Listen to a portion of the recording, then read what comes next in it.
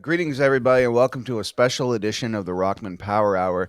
This is not an episode per se, it is a tribute to a life well lived, an artist that defines legend, and a big loss to everyone listening, I'm sure, but especially to Jason Rockman here, who literally has this man's talent tattooed all over his body. Yeah. We're here to remember Neal Adams. Jason, take it away. I'm sure you have a lot of Neal Adams stories that you want to talk about. Actually, if you don't mind, may Yeah. I ask you the first time you actually ever Neal's art ever touched your life? Yeah. Well, I mean, first of all, I'm really, I'm glad we were taking a minute to talk about Neal. We just got the news today that he passed, and my memory of Neal Adams is from being a kid and discovering comic books and just knowing that name. When you would buy a comic book, there would be credits. And this is before names were on covers. The credits would be inside. You would open up the first page, and then there would be a little, the story by, art by, and I remember Neal's art right away spoke to me. I back in the old days, back when I was a child, they used to have these treasury editions, which were these big comic books, and a lot of the times they would just be reprinted issues from different series and stuff. And there were two that Neal did that really struck out to me. There was Batman's Strangest Cases, where there was a couple of Neal Adams stories in it. And then there was Superman versus Muhammad Ali, which at the time Muhammad Ali was, he was the heavyweight champion of the world. And they did a comic book of Superman and Muhammad Ali actually getting into a boxing match that happened in space. It was absolutely ridiculous. It was ludicrous. It was crazy. But I remember the first page of that comic book, when you opened it up, there was a scene where someone was walking through Harlem in New York City. And there was so much stuff going on that page. And I remember opening that page up, looking at those illustrations and feeling like I was on that street in New York walking and seeing all the things that were around. And it blew my mind. And so Neal's art always spoke to me from the minute I first saw it as a child, like in the 70s, really young. And of course, Superman versus Muhammad Ali was one of the most important comic books to me when I was a kid, because my dad was a big Muhammad Ali fan. We were big boxing fans in our house, and I loved the idea that someone from my world, superheroes, was going to actually be facing off against Muhammad Ali, and I was obsessed with this comic book.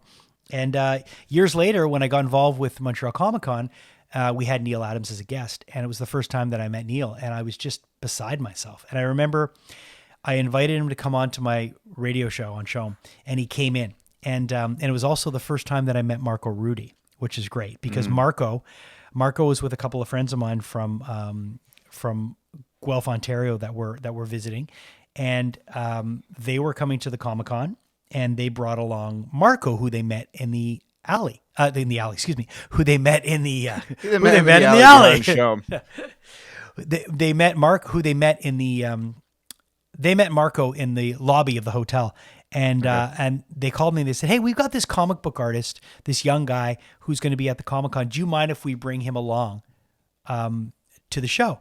And I was like, "Of course, man, come on," because they were going to be on after Neal, and so Neal came in with his wife, Marilyn. I remember we went and we got him some hamburgers and stuff, some food.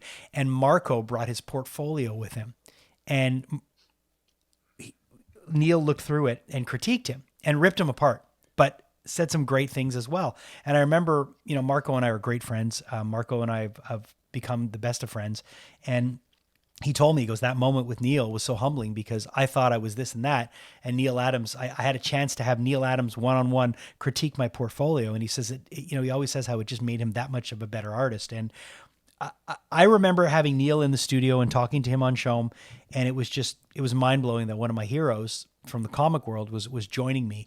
And that's how my relationship with him started. That weekend he spent at the con, he had been to, he continued to come to our shows religiously for years and years and years. I remember when I went to San Diego Comic-Con with Nathan, my son, we bumped into Neal and Marilyn and in San Diego, and it was just so nice to see them. And after getting to know them, Neal and I have gone to dinner before in the past, and I remember I finally wanted a piece of original art from Neal, and I saved up and I bought this Batman sketch from him, and I have it, and it's always meant a lot to me, but today it means, more than ever, because it's to me the idea of not only, getting to know his work from a young age through comic books, but then getting to know the guy and then seeing his interactions with people. He always took the time to talk to people. He always had, he always had an opinion, but he was always trying to push things forward, and he always had artists' backs. This was one of the first guys that went after the comic book industry and tried to get them to pay artists properly, because artists notoriously were just screwed over by the big companies. And Goes farther than that, man. yeah, I heard him tell a story where he was largely responsible for, they used to just throw the pages out yeah, when they were done. yeah, They used to cut them up and throw them out. And he was talking to somebody. He's like, "What are you doing?" It's like, "Oh, I have to do all this." Like, it was this nuisance that he has to cut all this art. And he's just like, "Stop it or I'll hit you." yeah, And he was one of those advocates. And dude, I like, my knowledge of Neal Adams is him as a storyteller after his career yeah, has already, that he's just sitting in his establishment yeah, as an artist and reflecting on his past, and Neil telling stories about how, man, he was in the corner with Siegel and Schuster trying to get the Superman rights back. It was a large part of it. And if anybody can ever hear his 3 hour and a half interview with Kevin Smith in these individual parts, yeah, it's life changing just hearing his effect on it. It's not even what he did on a printed page, but what he did with his talent when he was established. So, like you're saying, he wasn't just fighting for older artists; he was fighting for the first comic book artist. yeah. He was a special guy, and he really cared. He cared about artists, he cared about creators, and he cared about his craft. And up until him passing away, he was still drawing, he was still working, he was still, during the pandemic, I saw his entire team shifted online. They were doing regular auctions. He was still trying to communicate as well as he could to people. And Neal was a soldier, man. That guy just soldiered on, and kept working, kept doing shows for as long as he could. And I'm really sad today, but at the same time, I'm glad that he has peace. I'm glad that his family got to spend a lot of time with him. I'm kind of glad that he didn't have to travel as much as he did, probably, because this guy was doing shows, Ryan, every weekend. He was at a Yeah. different show, and I think it's maybe good that in the last couple of years he was able to maybe relax a little bit more and not travel as much. But it's a huge loss. This is a loss that's going to be felt for a long, long time.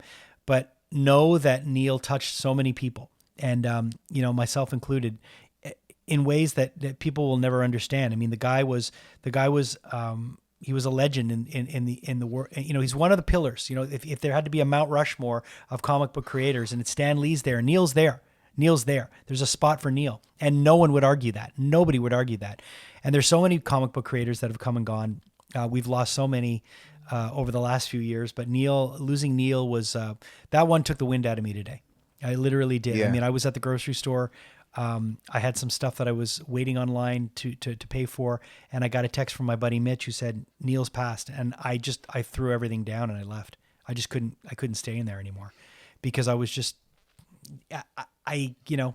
you always know that this is going to come, because we're all going to go there eventually. We're all course. going to transition, but him transitioning was one that definitely is going to feel, the ripple is going to be felt throughout the industry. So I think on behalf of myself and everybody at the Montreal Comic Con and the Ottawa Comic Con and all the cons that have had Neal, that we're a part of, we just want to offer our condolences to Marilyn, to Josh, to Jason, and to all of his kids, all of his family.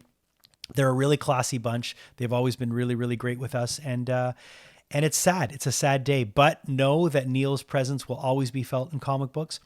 He's inspired so many people, and you're going to see the outpouring of love that's going to come in the next few days and the next few weeks and months from creators is going to be, it's going to be mind blowing. So rest in peace, Neal. Our thoughts go out to you, Marilyn, and to Josh. And on behalf of myself and everyone at Montreal Comic Con and from the Rockman Power Hour, we wish you nothing but great vibes.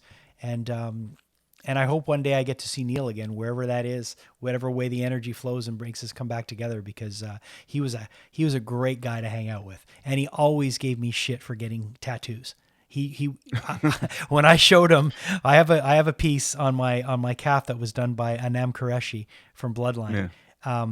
I have the Green Arrow and Green Lantern. We didn't even talk about Green Arrow and Green Lantern. I mean, that, the drug issues that him and Denny O'Neil did together were just they just they changed comic books.